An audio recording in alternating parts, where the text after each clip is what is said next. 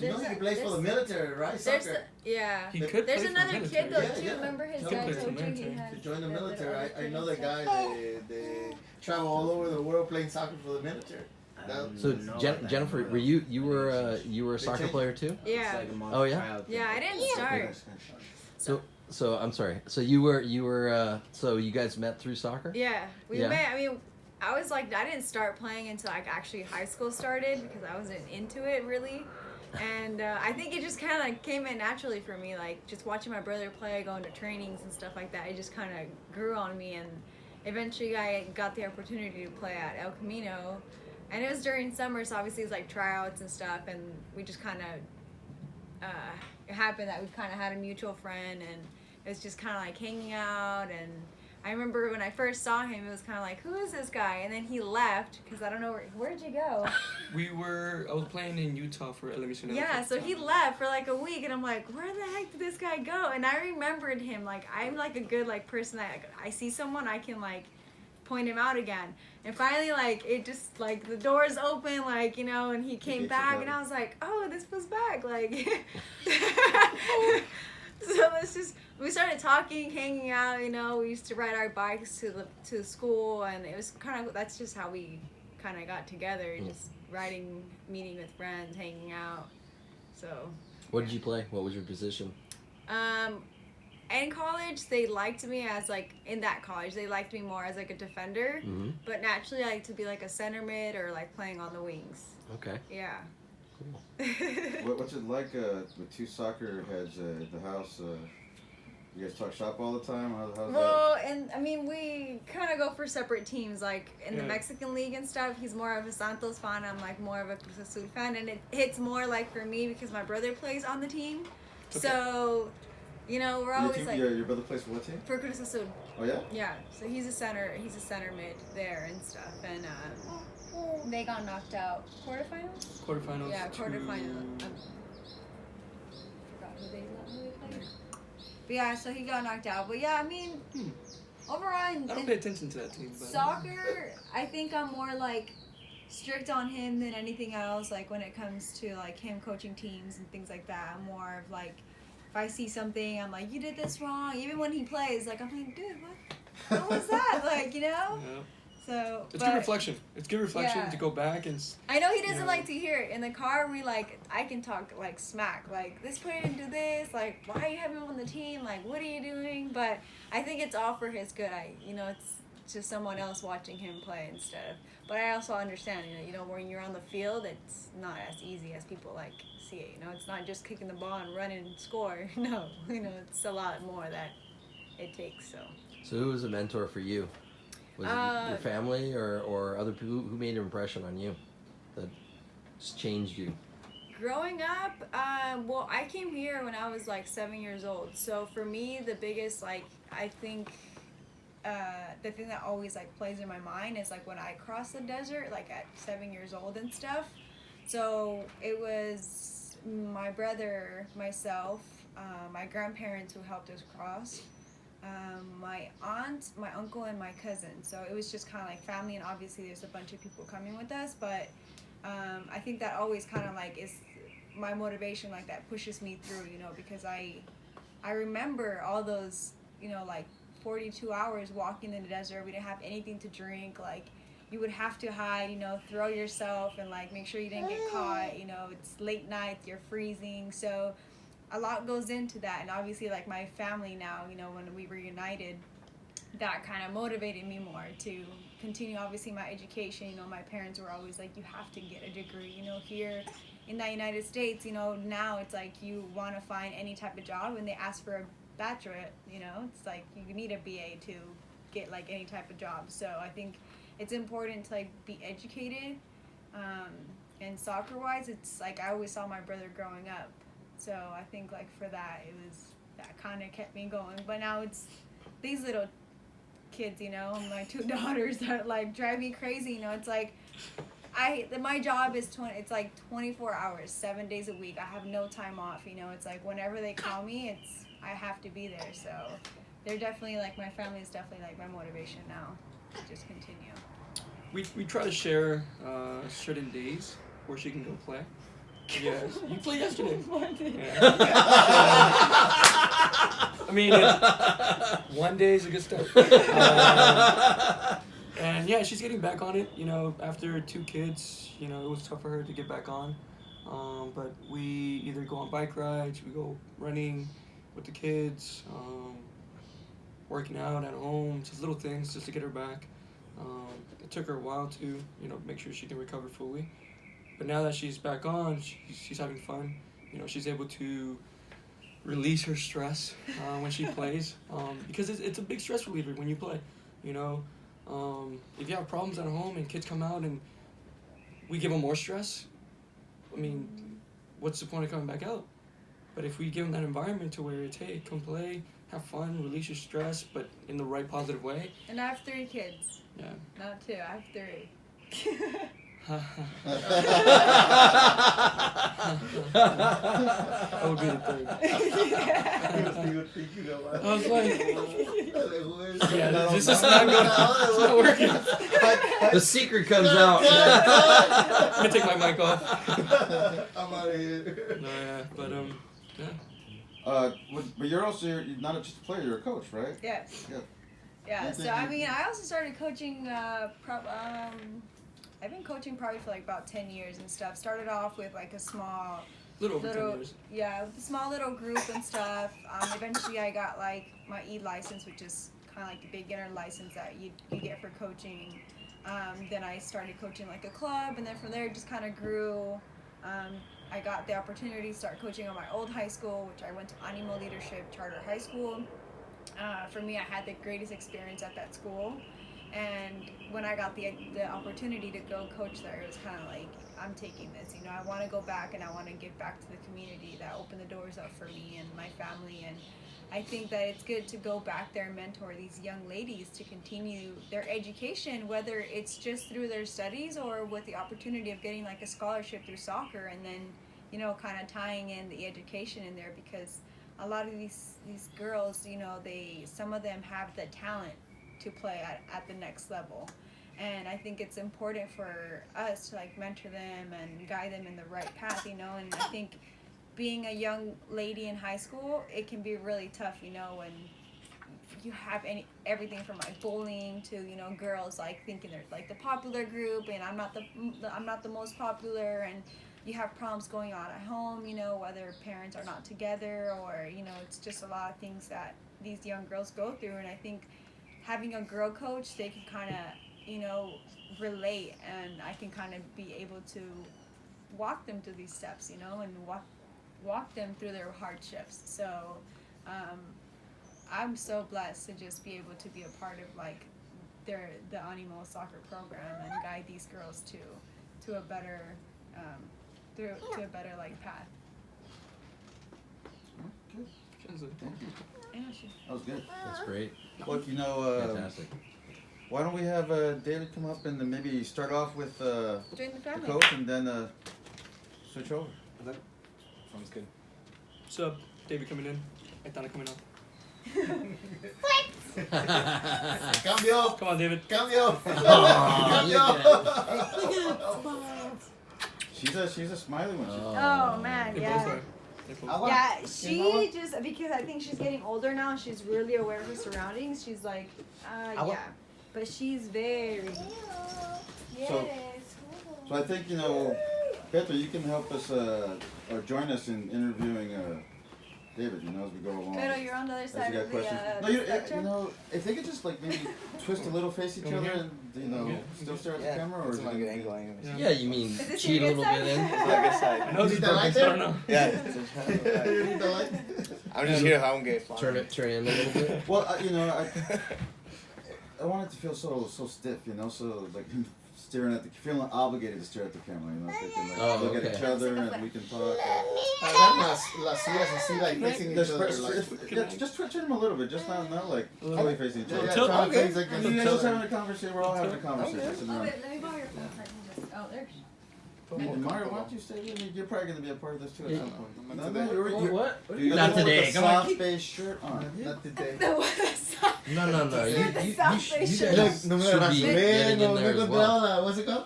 Put The the shaver. razor? I haven't put the And shaver. actually, can you move it a little, I just haven't a found my little bit? shaver. Yeah, there you go. Act like you like each other. So, Not in Yes. that form. Beto, why don't you introduce one of your players, and then we'll talk to him a little bit as well. So here we have David Ramos. He's our starting right back. I actually got to meet him like half a year ago. December? Yeah, last year, December. He came out for the team that we were playing for. Came out to a session, and as soon as I saw him touch the ball, I was like, "There's quality. There's quality." And then we invited him out. Came out because you have to go to this trial that team had, Monsters. It was only 6 of us. Yeah. No, So actually no. that It's was- like 3 3 of us. Oh, me, you, and Kate. that day. Yeah, it was just So it was 3. me, him, and another player, Kate Hagan. We were training, and as soon as I saw him with his touch and the abilities that he had, and we jumped into another game, helped out another team, and as soon as I saw him play, I was like, yeah, we have to have him. Have to have him, and we're blessed to have him. We're blessed that his military background got him to come over to the LA area, and we have him here today for you guys. And David, take it away. Everyone. Sorry. What's that? Thanks, thank you, Coach. Thanks, Coach. What's one thing about your coach? What's a story about your coach you could tell us right now? So, well, like I said, I met him in December, but he's the first. Sorry. That's okay. It's just my. Yeah, yeah. You know, it's just. Military. Yeah, Military. yeah. Just my Keep down, military keep type of down. accent, you know. Not in the wet armpits. Yeah. Got hide it. No, so I moved here in December. Well, last year, right? But December, I was looking for a team, and I posted on SoCal Premier, sending a message, and yeah, the previous coach actually responded to me, and I came out, and he was the first face I met. And as soon as I met him, I got a good vibe from him. And I remember going home and calling my brother and telling him, dude, I think I finally found a team here, and I'm very excited about.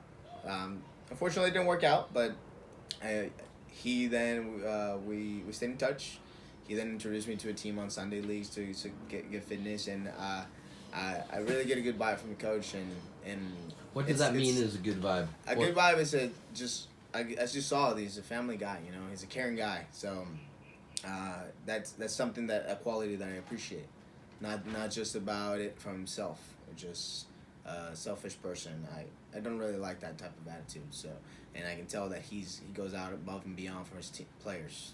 And yeah, I'm willing to follow him the entire way. So actually, the day I found out that this project was starting, I was about to call the other coach and saying, hey, sir, I'm back from my injury. And I texted him, and he texted me back. So I had the number of the favorite coach dialed in. I closed my phone, and I called him. And I said, is this for real? Are we doing this? I'm with you the entire way. So that's why I'm here. So, because I get a good feeling from this coach that he's all about the players and dedicated to this program. That's great. Tell us a little bit about your background. Like, where have you played? You said you have a military background. Yeah. So I grew up in Juarez. So I grew up there for 13 years. That's where all my family is. Well, not my immediate family. They came over later on. But so I grew up over there playing. I was under some coaching for the Indios at that time. Cobras, Indios, and then for Juarez. They're now Bravos. But I was part of the youth program a long time ago. 1992. I'm 27-year-old. Well, I'm about to be 27, but let's talk about that.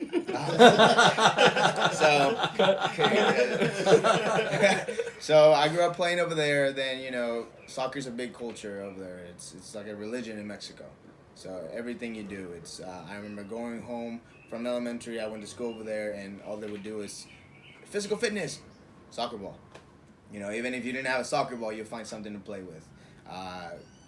And when I moved to the U.S., I was 13. So, and it was a culture shock, because out here, kids don't really go out and play. Over there, I couldn't wait till 6 p.m. when the sun went down, because it was the desert area, so, you know, it's pretty hot. So, 6 p.m. hits, you're out the door playing out with your friends. And it's like, hey, see you guys later. And then Fridays, I would stay up to 2 a.m. as a, 7-year-old or something, just playing, kicking the ball around with my friends and things. So, then I moved here. I got here for 8th grade. Like I said, culture shock. Austin, Texas is where I moved to. Went to school, high school, played my soccer ball there, Aikens High School. Then went on to join the military after that. Joined the Air Force right out of high school, 18-year-old. Then I had to make that sacrifice for my family. My dad moved here. He was the only one that had papers at the time, so that's why I moved with him. It was just me and my dad for a whole year. Then my mother and my siblings, my brother and my sister moved to Austin. So they're in Austin now. They're all citizens, thank God, because of my military background. I was able to help them out that way. They're all. And my brother joined the military as well. I went on to college and to play at Texas State University in San Marcos, Texas. They didn't have a Division I team, but they had a very competitive club team. We made internationals the years I was there. Then after that, I just been playing soccer wherever the military moves me. And I try to find the type of organization. So I played for the All Air Force team back in 2012. That was an experience. It's a whole month of 3 days, every day, Monday through Sunday, and then playing soccer all the time. So, yeah, that's just mainly my background, and here I am.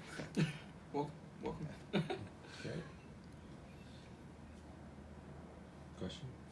No, I'm at a loss for another. Yeah, lost Keep for asking, question. or Beto, do you have any questions for your player? What do you see your role on the team? I see my role as a support type of guy. So obviously I'm gonna give him 100%. You know that I'm always gonna work hard. But since we have a lot of young kids, I don't consider myself old. No. But I think I got the experience and I've been through enough that I can talk to them. Like you were talking about that player, I didn't know he was joining the military, but maybe you want to come talk to me after that. You know, so I'm gonna connect you for sure. join right after 18. So that type of support. I want those kids to know that they don't only have the coach, but they can turn to the team as teammates, as family, and I want to be one of those.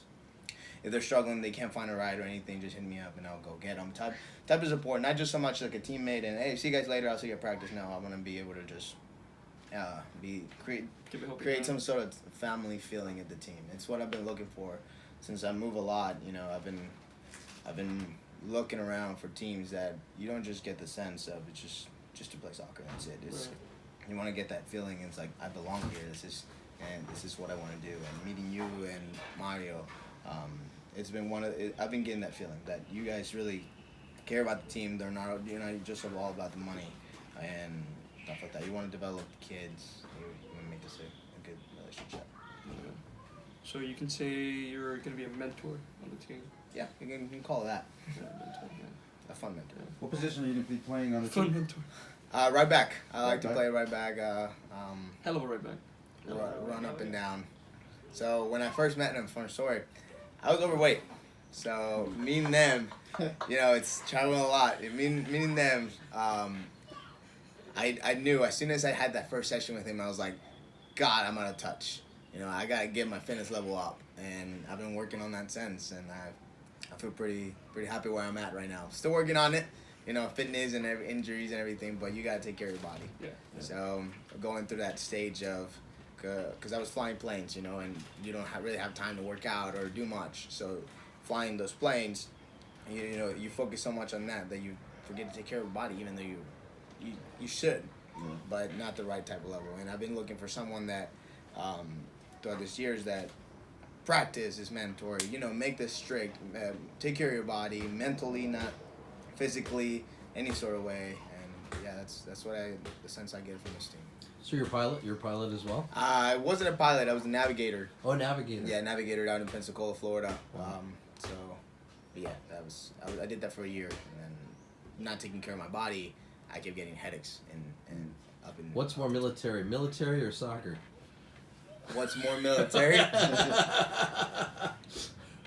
Can you explain that? What's more military than the military? What's harder, soccer or the military? Oh, okay. What's or harder? football and military? What's fun? What's more fun? Man, well, starting out at 18, I started as an enlisted Air Force guy and went and pushed myself to get my degree in 3 years, ROTC, become a lieutenant. So I knew what I wanted to do for my family and provide for them. But soccer, it's just, I don't see the point of making it a very strict thing. Yeah, it's competitive and everything, but at the end of the day, it's a sport. It's a game. It's supposed to feel like a relief, like happiness. Like you want to compete and give it your best, but you don't want to leave that field stressed out. And you want to relieve. You want to smile. You want to laugh. You want to make it a good time. Beautiful game. So you want to keep it that way. yeah. So I would say soccer is more fun, but as far as like what's harder, I would say my military career has been pretty tough. So I've been through some pretty serious trainings. So you need action? No. Thank God, no. Okay, good. I'm very family oriented, so I knew I wanted to stay around my family. So Yeah. I've always had a plan. Well, we're big support of the veterans for your service. I appreciate that. Yeah. Going back to the position you play, why right back? Why not center forward or sweeper or anything like that? Besides the fact that I can't score for anything. You can't score, but you can break up plays. So funny story. I'll tell you how I started playing soccer. My brother is younger than me 3 years, right? And he started playing before me. My dad, one day, his team needed a player. And I was just sitting there just watching my brother, Saturday morning in Mexico, eating my burrito and just watching the game. He picks me up, walks me across the field to the coach. I'm just frozen at this point. I'm just like, what's going on? And he drops me. He's like, here's your new right back. And because that's the person, and that's how it started. But being a right back, I like to move freely. So I started as a center back, right back. I noticed that you can still get the sense of I see the entire field, but at the same time you can be a little more offensive, and that's when the level of fitness and taking care of your body comes in. You want to make those runs up and down. You can't do it if you're not in shape. You can't do it if you don't take care of your body. And I like to do that. I like to charge up and just run right back. And that's what I enjoy. He's really good on destroying plays and then creating right away from winning the ball, which is a big weapon for us, especially knowing that he has all that experience. And that's when I saw you playing on that Friday. I was like, he got the ball, and he started the attack. I think we scored off of that maybe. Mm-hmm. And I was like, that's a right back. A right back is not just a defender that's going to stay back, but it's also going to apply pressure to their defensive line, and overload the outside flank, helping out the outside midfielder, and by making those runs, players are going to be able to see what it takes to be a good right back, and also guiding the right mid to the right timing to pass the ball or drive inside and allow them to get up higher. But yeah, that moment when I saw him play, I mean, that was it. When you know. It's I guess it takes a good coach's eye to find potential, or just that little potential to develop. Goodness for us that he's already developed, but he can now pass that on, and then hopefully those players pass it on, they take it in, and it's all about being receptive, taking it in and allowing it to sink in, think about it. Oh, maybe he's doing it this way. Maybe I can make it my way by adding this and this, and just creating your own style. Just keep in mind, I was overweight. Yeah. I know I was. So, you may think that's a joke, but Some of these kids out here. No, and I know you know. Yeah. So some of these kids out here, they don't have the right fitness. They don't know how to eat or anything, and it takes a whole lot of molding to that, and not giving up on them. So do you have like a diet regimen for your players? We are going to have a nutrition regime for them. Not a diet, you can say, but we're going to have a plan for them on what they should be eating Monday through Friday, and especially for games, what they should eat right away after the game and how fast they should eat it, because we want to make sure that we replenish our body right away for the next game or the next session. Knowing that SoCal Premier, we're going to be playing Saturday, Sundays, a couple weekends. So as a coach, I'm going to be able to manage their overload and their minutes, and also how they feel. A player might be coming in and say, hey, coach, I'm good, but he might be like tired or hungry. It's like, hey, coach, you have something to eat? I'm like, that's the first sign of you're not taking care of your body. So I'm not going to expose you to that environment and make it worse. But nutrition is a big part. But also who you surround yourself around with. You know, you want to get away from that toxic people. You know, you want to make sure that when you step into this field, it's you know, it's relief. You know, knowing that, hey, we're good, we're all on the same page. We're gonna go at each other to a training session, kill each other, but at the end of the day, when we're done with training, we're one family. You know, same thing in the games. We had a scrimmage against AC Brea, the U23s. They came out and got a good taste of a good team, and it was physical, mentally, physically, and for them to get used to the speed of the play, but also giving that pause. You know, kids, you know, they want to go because they have energy, you know, and we love it. We want that energy. But as you get wiser in the game, there's moments when you have to give that pause. You know, allow that team to pressure you guys, trap them in, which creates space in behind to penetrate and break through those lines. And, you know, it's allowing them to learn that, take it in. And once they see it, they're going to have that aha moment where it's, hey, I took a pause. They drawed in, I played them in, and I got higher. Maybe that's how I should be playing. You know, but again, another big mentor that wasn't so big, but just something that he said, you know, when he was here and he gave us that moment of teaching is Bruce Lee. He told his students, I'm going to teach you the tools, I'm going to give you the tools, teach you the way, but you got to create your own style. You know, it's the same way. That's what I like to do for my coaching.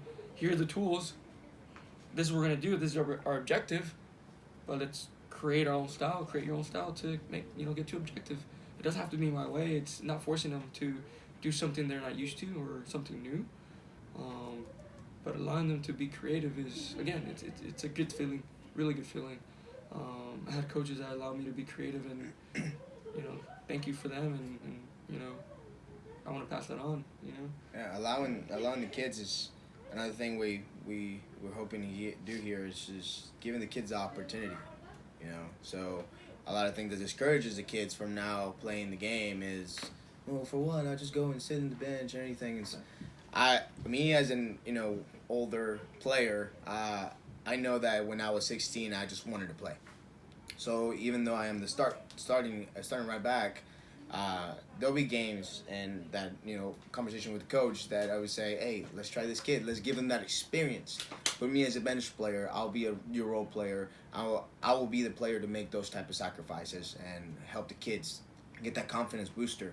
And at halftime, send man's like, hey, you need to do this, and talk to the coach and maybe just, you know, try that. And that goes along. I travel a lot military career, you know. Yeah. So it's important to have those kids feel confident and feel like they can be at your level. Because if they see me and they see me as like, oh, David, you know, it's like, no, I like to put myself at everyone's shoes. I like to be here and it's like, hey, man, we're the same, okay? You're younger than me. You're probably even better than me. You just need to mold yourself and get that confidence with you. Don't be afraid to make a mistake. If you lose the ball, be the first one to win it back. It's all about hustle. And you may not have the skills, but you get them eventually. But don't be afraid to try something new, even if you don't succeed. So, but putting kids out there in situations that will help them grow and get that experience. You know, obviously situations demand, but there could be a championship game. I understand if I play the entire game, I won't complain. but if it's like a friendly or type of thing, you know, I wouldn't mind, and I want you to know this. I wouldn't mind if you, and I'm not gonna be upset or anything. You're not gonna hurt my feelings because I understand the development that it takes for some kids. You know, you can talk to me like, hey, David, I'm gonna give them the opportunity to be like, I'm old. I need a break. You know, so. No, again, that's where I come into play, where I have to manage their load. You know, if he comes in that Saturday and he gives us, you know, 120%, and then we play that next day, I gotta admit, you know, if I would probably start him off or start him late, but managing his load just to make sure, again, his body is well. You know, because that's the number one thing as well. We want to make sure that they're not only 100% on the field, but also 100% off of the field. But again, with this project with LA South Bay FC, we're not only going to be looking for the best interest on the field, but also off the field. You know, like right now, he's going to be reaching out. Hopefully, I'm going to connect him with one of our players that's going to be going into the military, or maybe even get him to rethink it. It's not a bad thing, but it's if he's able to do two things, you know, it's a win-win. But yeah, we want to make sure we also help them. If they want to go to college, we have that pathway for them. If they want to go professionally, we'll have that pathway for them. If they want to go into entrepreneurship, we'll have that pathway for them. And give them the tools or the resources or the social network that they need to get out. Yeah. That's the biggest thing. We want to make sure players get out. We don't want to keep them here. We want to expose them to the world. We want to market them. We want to make sure there's value in their name, and not just the club. Yeah, and it's just helping them off the field. I think is huge. I like to give back to the community, So I like to volunteer a lot, and so I like to volunteer a lot. He texted me this weekend. He's like, "What are you doing this weekend?" I was like, "I'm volunteering." So type of things like that. What are you volunteering with? Right now I'm still looking. I like to go out and those in need. But, military is more like, hey, we got this military event coming up. As a volunteer, it's like, okay, I'll help out with that. What you do this weekend? I was the towards armed forces. Kids with right. Oh man, I was shocked by some of those kids. I was like, oh my god, I didn't know that, but I'm gonna act like I did. So, those kids, talking, they come and see the military guys and me wearing my uniform, and they look at me and it's like, oh god, and it's like, you can do this, buddy. You can do this, and if you follow the right paths. So being that type of player, that type of person, I think that it'll be beneficial for some of these kids because I could, go out and hang out with them and, hey, let's go out to eat and talk to you about, life, period. Because I wanted to pursue a career as a soccer, professional. Didn't happen that way. So I had to find quickly a plan B. Thank God everything I like for me, and I've been putting myself through a lot, but if I can do it type of mentality, you can do it too. So there's options out there, and a lot of times that doesn't get expressed very well. So it's something that you want to bring up to this. It's different pathways. All right. So last thing,